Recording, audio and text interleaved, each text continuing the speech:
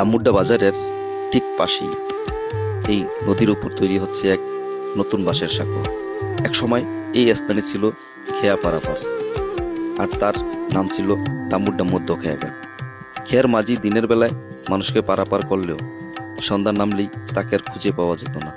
তখন পূর্ব ডামুড্ডার মানুষের জন্য বড় কষ্ট হতো বাজারে আসতে, কারণ তাদের ঘুরে যেতে হতো অনেক দূর মাতারমার ব্রিজ হয়ে।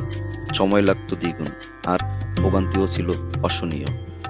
মানুষের সেই দীর্ঘদিনের কষ্ট লাঘবের জন্য গড়ে তোলা হচ্ছে এই সাঁকো।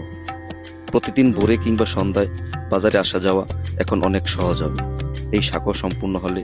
পূর্ব ডামুড্ডা মানুষের প্রাণের দাবি আজ বাস্তবায়নের পথে। তবে সাঁকোটি পুরোপুরি সম্পূর্ণ হতে এখনো কিছুদিন সময় লাগবে, কিন্তু এই অসম্পূর্ণ সাঁকো আজ মানুষের মনে জাগিয়েছে স্বপ্ন।